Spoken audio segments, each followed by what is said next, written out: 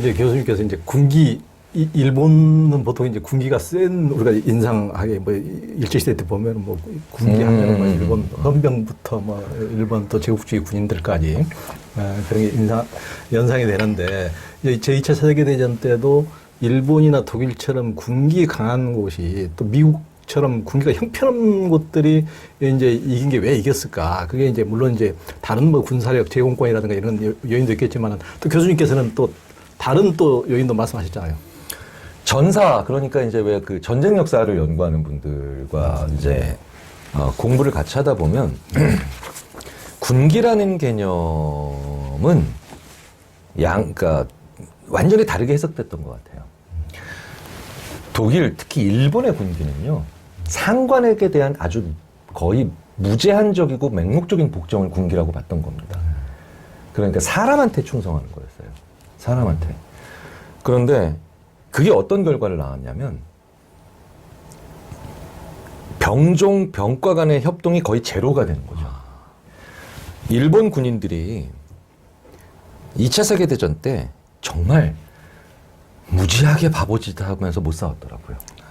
일본 군이 제대로 싸운 역사가 거의 없습니다. 그러니까 이제 상대방인 이제 태평양에서의 미군, 그쵸? 특히 미군이 제정신 차리고 전쟁에 임하기 시작한부터는 일본군의 전투 역사를 보면요. 이거 정말 속된 표현은 아니지만, 근데 전쟁 역사를 연구하는 분들의 표현을 빌자면 그냥 바보들이 전투했던 거랑 똑같아요. 소대장이 죽으면 소대원 40명이 그냥 바보처럼 하다가 죽고, 중대장이 죽으면 120명이 위험해지고.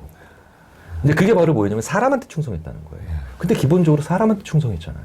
그렇죠. 사람한테 충성했잖아요.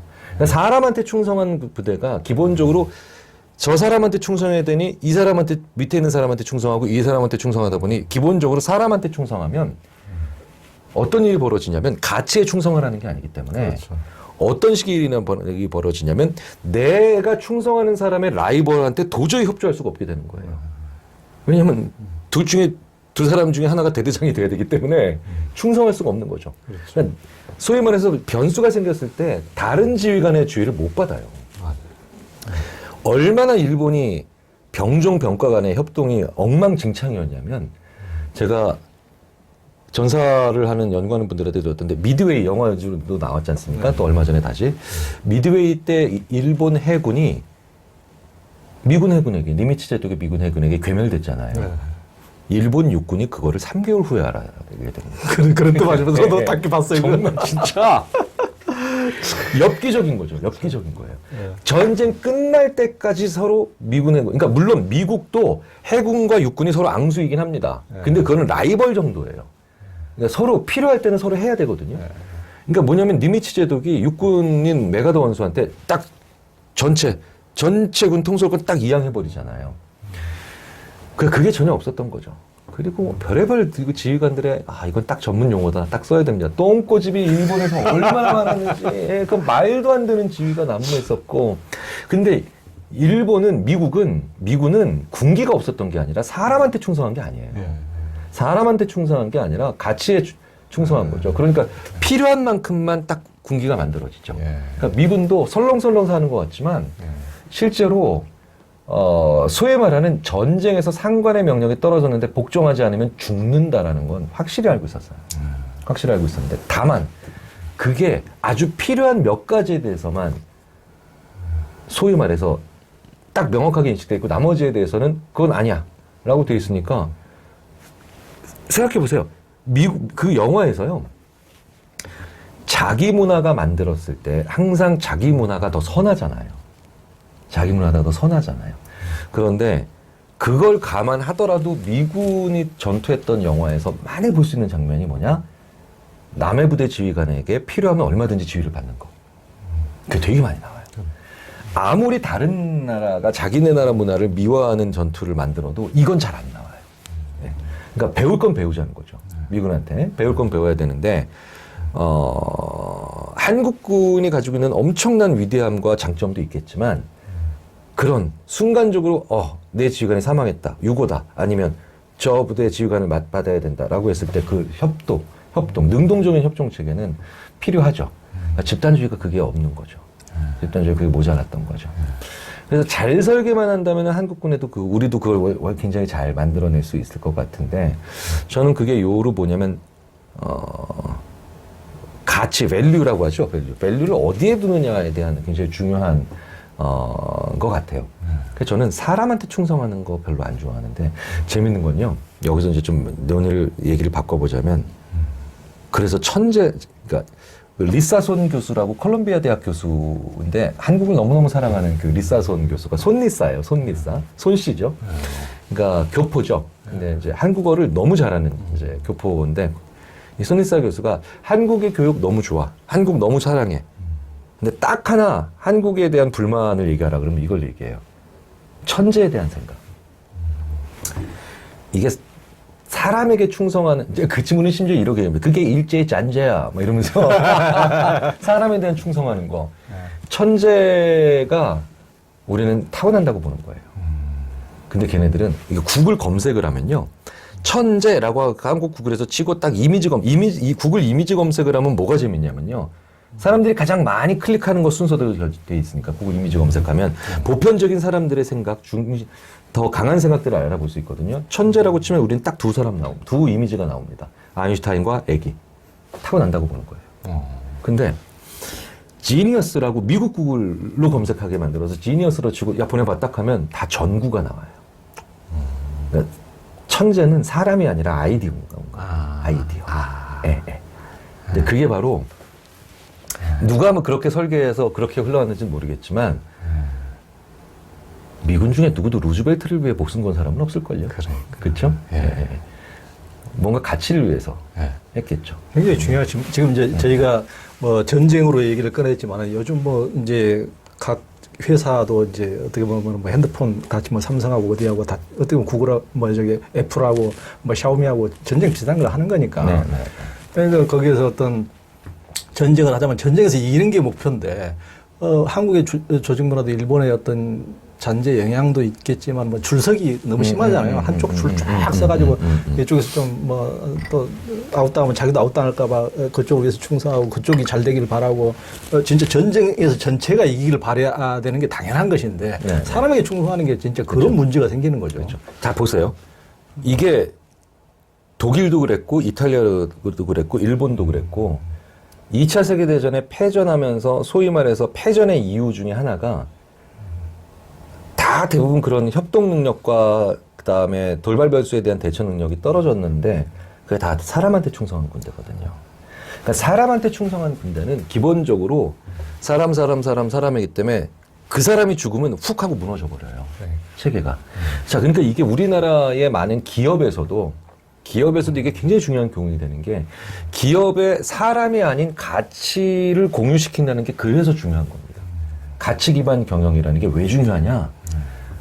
간단히 다시 한번 요약을 해드리면 사람한테 충성하면 조직의 능동성이 훅 떨어져 버려요. 훅 떨어져 버립니다. 그런 면에서는 우리나라 기업들이 조금 더 신경을 써야 될 것 같아요. 아니 근데 나쁜 수준은 아닙니다.